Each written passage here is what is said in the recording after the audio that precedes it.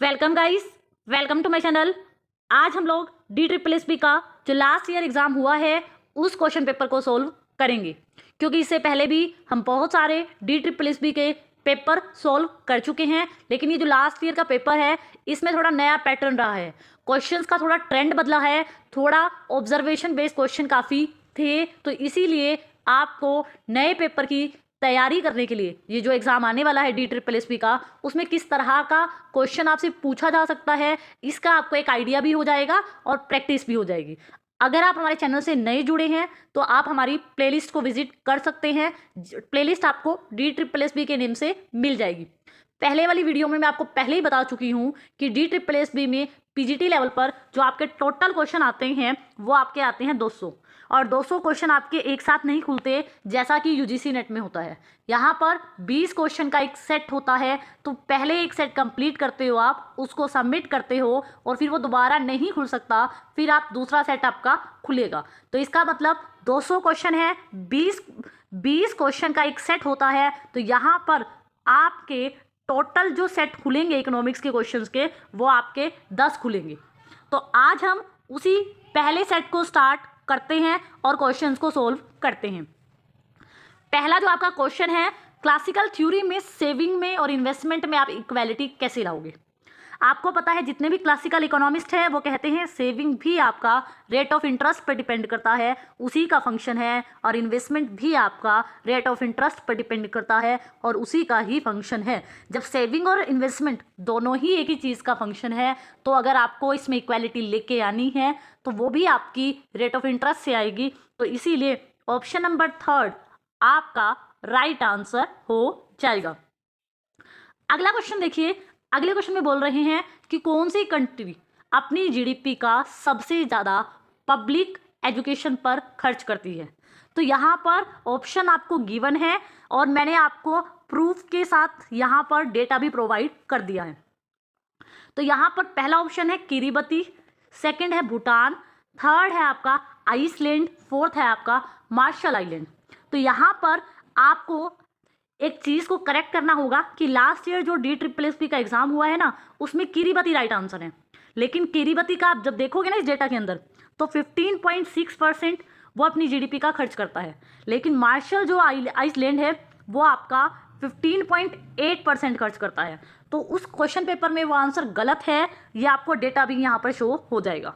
भूटान की अगर हम बात करें तो भूटान जो है वो अपनी टोटल GDP का 8.1, और अगर मैं बात करूँ आइसलैंड की तो वो 7.5 के आसपास खर्च करता है। तो सबसे ज़्यादा खर्च मार्शल आइसलैंड का है। तो इसीलिए ऑप्शन नंबर 4 यहाँ आपका राइट आंसर हो जाएगा। यहाँ पर किरीबती में और मार्शल आइलैंड में फ़र्क बिल्कुल 0.2 का ही है, लेकिन उन्होंने इसको राइट आंसर माना है। मैंने आपको दोनों के ही रीजंस बता दिए, क्योंकि डेटाबेस क्वेश्चन होते हैं 1 पॉइंट का कुछ ऊपर नीचे जो है इनमें चलता रहता है। अगला क्वेश्चन देखिए। अगला क्वेश्चन क्या कह रहा है कि जो वेज होती है ना उसमें रिजिडिटी होती है। वेज में कि मतलब मजदूरी जो होती है उसकी जो दृढ़ता होती है, उस ऑब्जर्वेशन में ये देखा गया कि जो वेजेस होती हैं, जो मजदूरी होती हैं, उसकी एक इम्पोर्टेंट इम्प्लीकेशन होती है। मतलब उसका एक अपना ही एक विशेष महत्व होता है मजदूरी की दृढ़ता का मतलब होता है कि आप मजदूरी को ना तो घटाने को तैयार हो, ना आप ज़्यादा बढ़ाने को तैयार हो, मतलब आप उसमें चेंजेस करने के लिए तैयार नहीं हो। तो यहाँ पर यही बोला गया है कि ऑब्जर्वेशन में देखा गया कि वेज जो है उसकी इंपॉर्टेंट इम्प्लीकेशन है लेबर मार्केट में और मैक्रो इकोनॉमिक्स पॉलिसी में और परफॉर्मेंस में। लेकिन जब हम एम्पिरिकली चेक करते हैं ना, हम अनुभव साक्ष्य देखते हैं, तो हमें क्या दिखता है, हमने बहुत से कारण देखे, प्रभाव देखे, वेज रिजिडिटी के हमें साक्ष्य जो होते हैं व्यक्तिगत स्तर पर बहुत कम मिलते हैं। तो इस सिचुएशन का आपको अब मतलब बताना है। अब आप पहले तो आपको बता दिया कि वेज की जो रिजिडिटी होती है वो क्या होती है, फिर आपको कहा जब हमने एम्पिरिकली टेस्ट किया ना, हमें व्यक्तिगत स्तर पर इसके अनुभव साक्ष्य कम मिले। अब क्या जो है ऊपर वाली बात क्या बताना चाह रही है, अब आप देखो कि ऊपर जो सिचुएशन है वो ये बात कह रही है कि वेज की रिजिडिटी ये होती है कि कभी भी आप तैयार नहीं होगे कि आपकी वेज रेट को घटाया जाए। आप कभी भी वेज जो भी आपको मिल रही है उसको डाउनवर्ड एडजस्ट करने को तैयार नहीं होगे। ये बात बिल्कुल इसके अंदर करेक्ट बैठेगी। तो यहाँ पर ऑप्शन नंबर 3 आपका राइट आंसर हो जाएगा। अगला क्वेश्चन देखिए, assured a high income through high spot price for their crop, कि हाई इनकम आपको जो है, हाई फैमिली इनकम कब बढ़ेगी आपकी, जब आपको आपकी क्रॉप का अच्छा खासा प्राइस मिलेगा और आपको जो लेबर यूज़ करना है ना वो आपको सस्ता मिल जाए। और फिर क्या होता है, जब इनकी हाई इनकम फैमिली जो होती है ना, ये इनकी इनकम हाई कब हुई, इनकी इनकम कैसे हाई हुई फार्मर्स की इन इनकम की, एक तो इन्हें अपनी क्रॉप का प्राइस ज़्यादा मिल गया, दूसरा इन्हें जो लेबर था ना काम करने के लिए वो सस्ता मिल गया, तो इनकी इनकम क्या हो जाती है, ज़्यादा हो जाती है। तो जिसकी वजह से ये अपने बच्चों को अब्रॉड भेज देते हैं, सेटल्ड कर देते हैं। तो ये डेवलपमेंट गोल किससे रिलेट करता है, किस तरह की कैटेगरी ऑफ इंडिविजुअल से रिलेट करता है, तो ये जो होता है प्रोस्पर फार्मर फ्रॉम पंजाब। तो ये development goal option number second की एक सिचुएशन से मैच करता है। तो यहाँ पर जो सिचुएशन बोली गई उसके साथ जो मैच करता डेवलपमेंट गोल है वो है prosperous farmer from Punjab, option number B यहाँ आपका राइट आंसर हो जाएगा। अगला क्वेश्चन देखिए, which of the following statement is not correct. अब हम स्टेटमेंट पढ़ते जाएंगे, मैं इंग्लिश में रिपीट ना करने की बजाय आपको हिंदी में उसको समझा देती हूँ। यहाँ पर बोला गया है कि जेंडर जो होता है, जेंडर में मेल भी और फीमेल भी, जेंडर जो डेवलपमेंट है, मेल और फीमेल का जो डेवलपमेंट है वो बहुत बड़ा रोल प्ले करता है इंक्लूसिव ग्रोथ में। इंक्लूसिव ग्रोथ होती है समावेशी जो वृद्धि होती है या समावेशी विकास। समावेशी वृद्धि और विकास का मतलब होता है कि आपने किसी भी एस्पेक्ट को नहीं छोड़ा, तो जेंडर का अगर डेवलपमेंट होता है तो हमारे देश में समावेशी विकास होगा। तो ये बात बिल्कुल सही है। और आपको पता है 11th और 12th 5 ईयर प्लान का हमारा ऑब्जेक्टिव भी इंक्लूसिव ग्रोथ ही करना था। तो जेंडर के बारे में ये बात तो सही है, अगर मेल और फीमेल को इक्वल अपॉर्चुनिटी मिलेंगी, उनका सही से डेवलपमेंट होगा, तो देश में क्या होगा, इंक्लूसिव ग्रोथ होगी क्या नहीं होगी।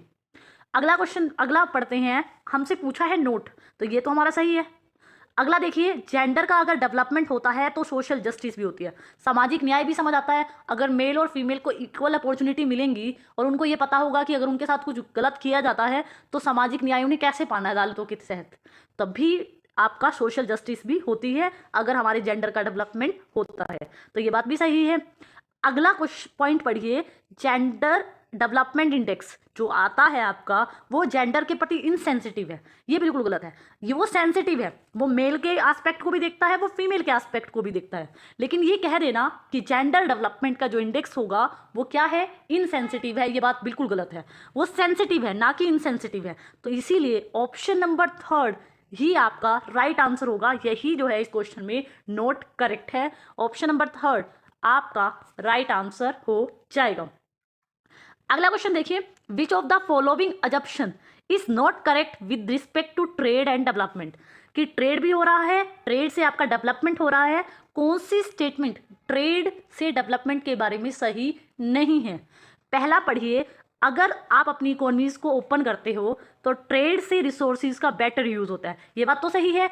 अगर आपने इकोनॉमीज ओपन की, आप एक्सपोर्ट उस चीज़ को करते हो जिसमें आपका स्पेशलाइजेशन हो सकता है, जिसमें आपके रिसोर्सेज एफिशिएंटली वर्क करेंगे, तो ये बात तो सही है।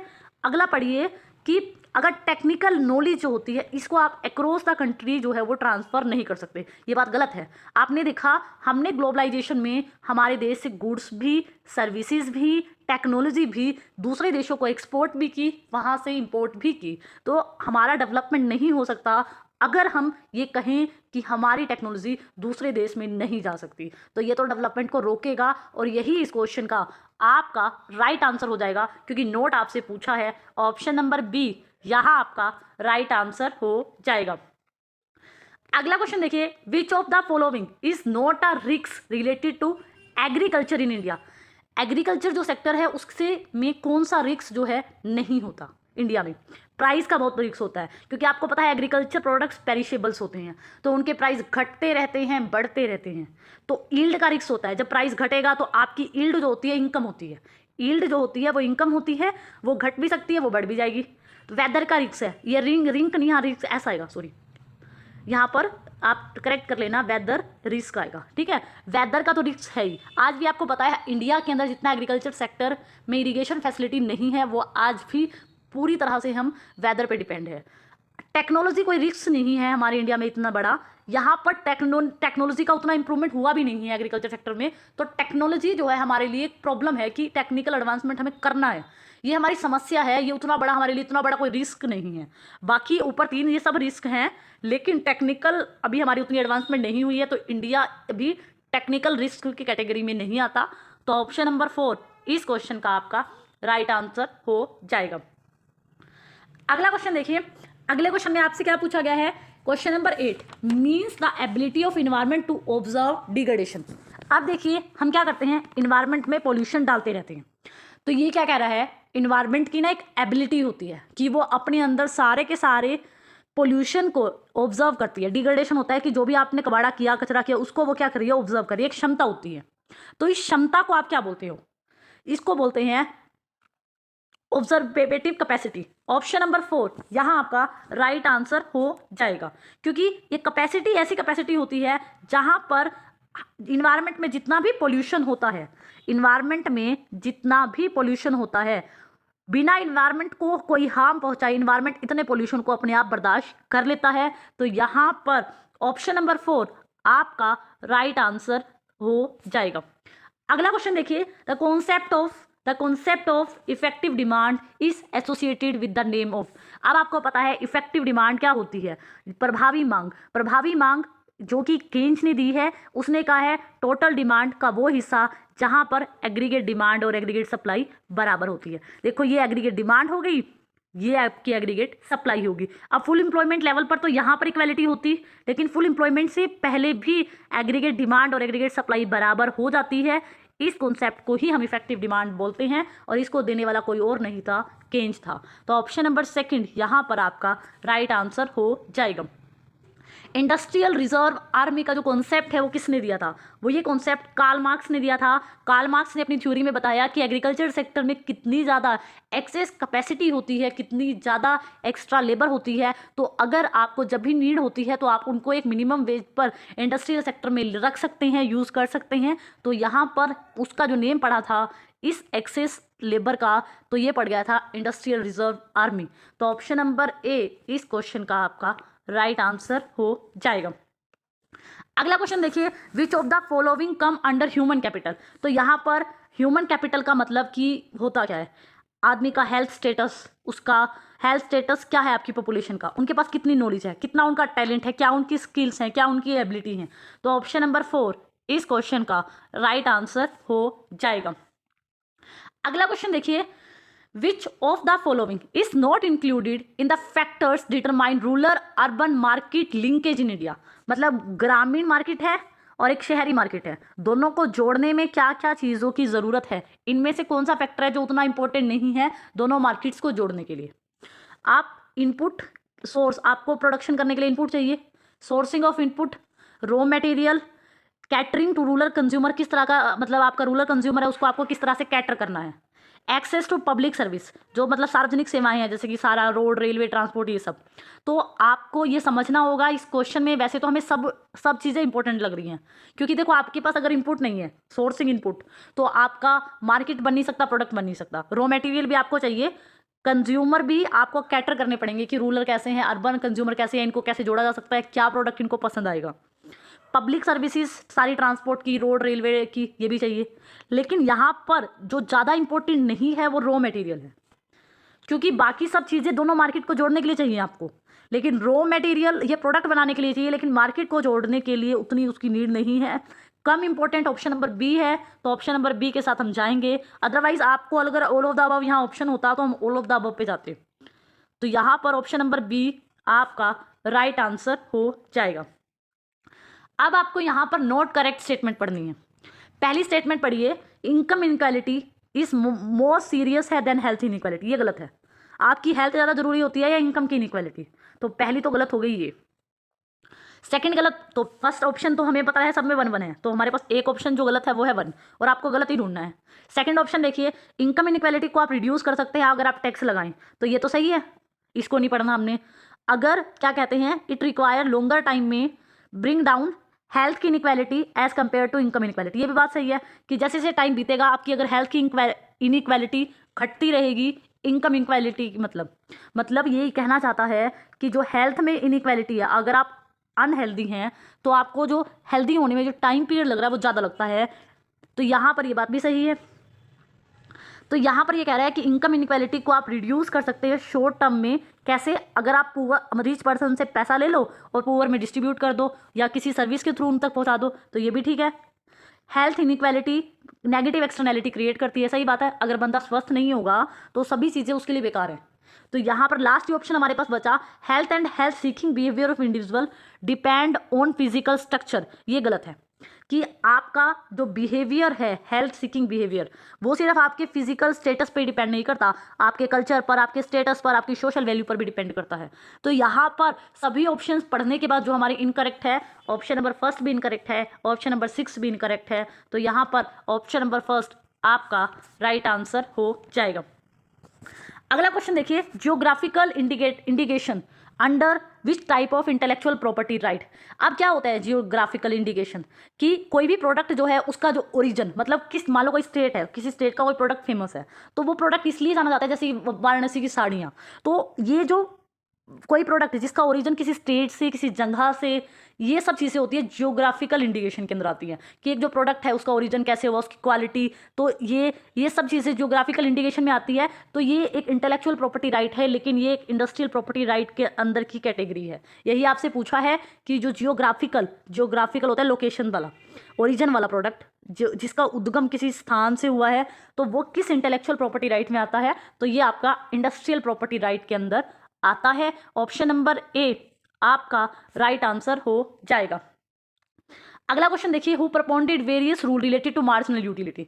मार्जिनल यूटिलिटी का जो फर्स्ट लॉ है, जिसको law of diminishing marginal utility बोलते हैं, वो गॉसिन ने ही दिया था। और इक्वी मार्जिनल यूटिलिटी का जो लॉ है वो भी किसने दिया था, वो भी गॉसिन का सेकंड लॉ है। तो मार्जिनल यूटिलिटी के जो लॉज हैं वो